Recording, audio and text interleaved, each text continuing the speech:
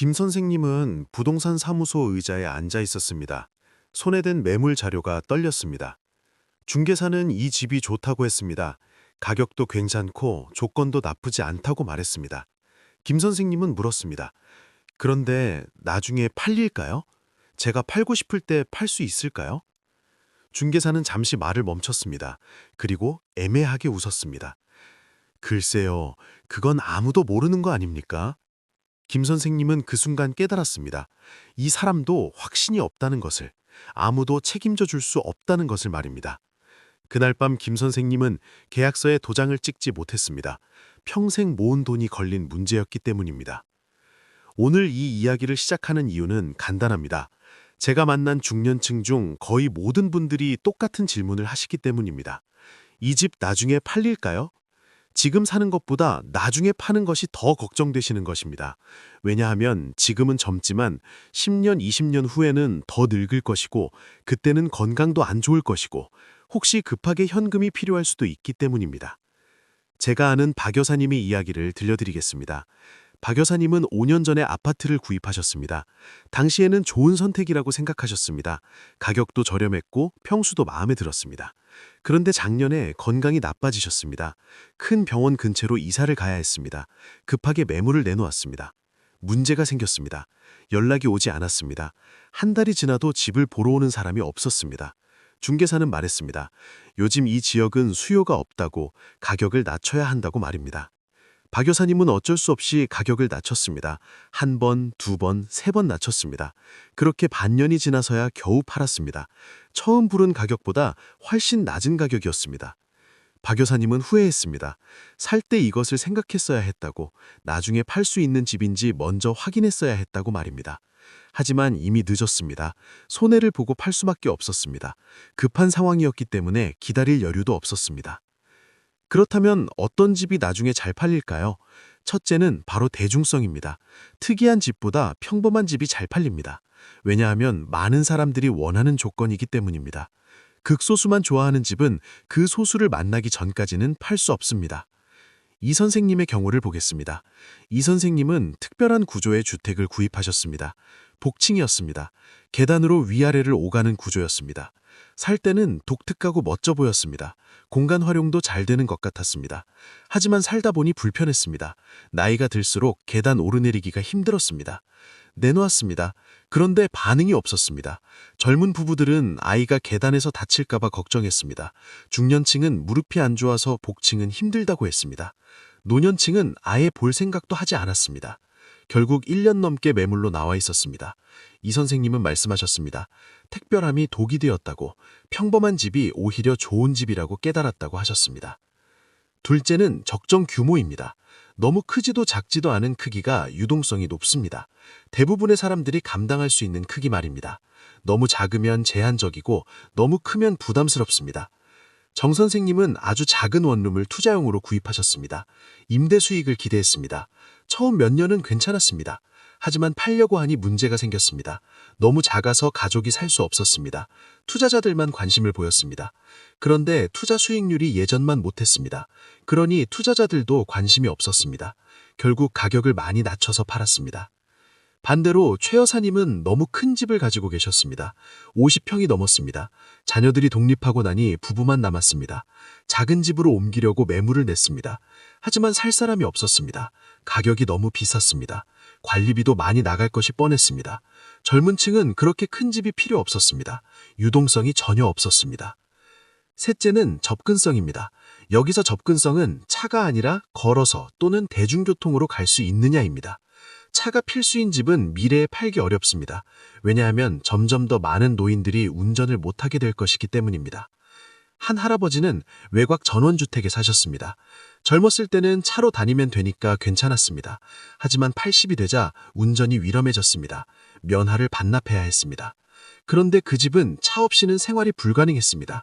마트도 병원도 모두 멀었습니다. 급하게 팔려고 했는데 안 팔렸습니다. 왜냐하면 같은 이유로 다른 사람들도 그 집을 원하지 않았기 때문입니다. 젊은 사람들은 출퇴근이 불편하다고 했습니다. 중년층은 나중에 차 없이는 못 산다고 걱정했습니다. 결국 할아버지는 헐값에 팔 수밖에 없었습니다. 그리고 도심의 작은 아파트로 이사했습니다.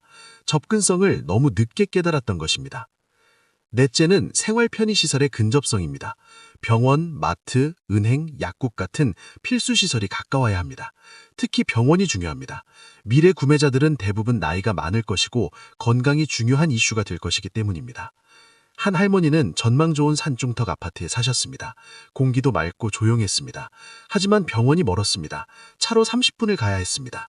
할머니가 당뇨가 생기면서 정기적으로 병원에 다녀야 했습니다. 너무 불편했습니다. 이사를 결심했습니다. 하지만 같은 이유로 살 사람도 없었습니다. 집을 보러 온 사람들은 다 물었습니다. 병원이 어디 있느냐고, 응급실은 얼마나 걸리냐고 말입니다. 멀다는 이야기를 듣고는 다들 포기했습니다. 할머니는 2년 가까이 고생하다가 결국 크게 손해보고 팔았습니다. 다섯째는 유지관리의 용이성입니다. 관리가 어려운 집은 나중에 팔기 힘듭니다. 특히 나이 든 구매자들은 관리가 쉬운 집을 원합니다. 복잡한 시스템이나 높은 유지비는 부담이 됩니다. 한 선생님은 최첨단 스마트홈을 구입하셨습니다. 모든 것이 자동화되어 있었습니다. 처음에는 신기했습니다.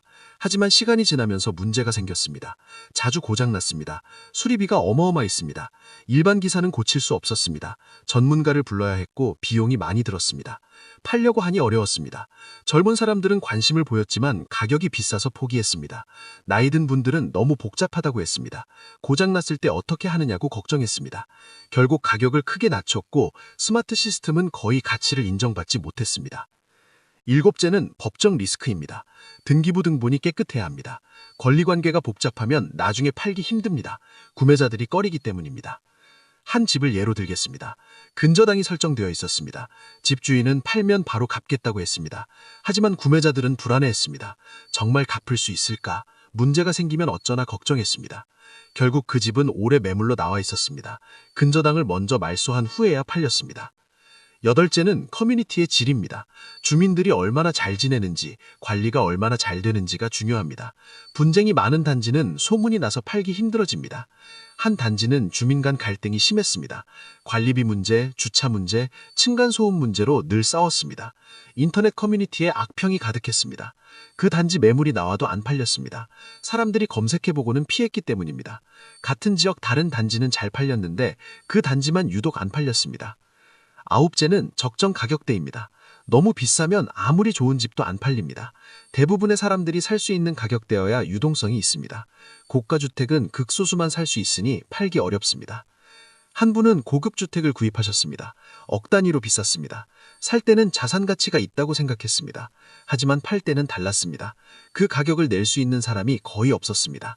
1년 넘게 매물로 나와 있다가 결국 가격을 크게 낮춰야 했습니다.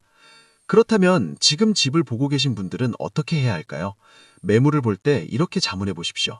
10년 후 내가 이 집을 팔아야 한다면 누가 살까? 어떤 사람이 이 집을 원할까? 그 사람의 입장에서 이 집이 매력적일까? 만약 명확한 답이 나오지 않는다면 그 집은 피하는 것이 좋습니다. 지금은 괜찮아 보여도 나중에 문제가 될 수 있습니다. 반대로 많은 사람들이 원할 만한 조건이라면 안심하고 구입하셔도 됩니다. 이미 집을 가지고 계신 분들도 점검해 보십시오. 여러분의 집이 위에서 말한 조건들을 충족하는지 확인하십시오. 만약 그렇지 않다면 미리 대비하십시오. 가격을 조정하거나 조건을 개선하거나 아니면 아예 다른 집으로 바꾸는 것도 방법입니다. 가장 중요한 것은 이것입니다. 집은 사는 것도 중요하지만 파는 것도 중요합니다. 아니 어쩌면 파는 것이 더 중요할 수 있습니다. 왜냐하면 우리는 언젠가 반드시 그 집을 떠나게 될 것이기 때문입니다. 건강 문제든 경제적 이유든 가족 사정이든 말입니다. 그때 팔 수 없는 집이라면 큰 문제가 됩니다. 급하게 현금이 필요한데 집이 안 팔리면 어떻게 하시겠습니까? 급하게 이사를 가야 하는데 집을 못 팔면 어떻게 하시겠습니까? 그 상황을 지금 미리 생각하시고 준비하셔야 합니다. 유동성은 자산의 생명입니다. 아무리 가치가 높아도 팔 수 없으면 무용지물입니다. 반대로 가치가 조금 낮아도 언제든 팔 수 있다면 그것이 진짜 자산입니다. 특히 중년 이후에는 유동성이 더욱 중요해집니다. 오늘 이 이야기가 여러분의 현명한 선택에 도움이 되었기를 바랍니다.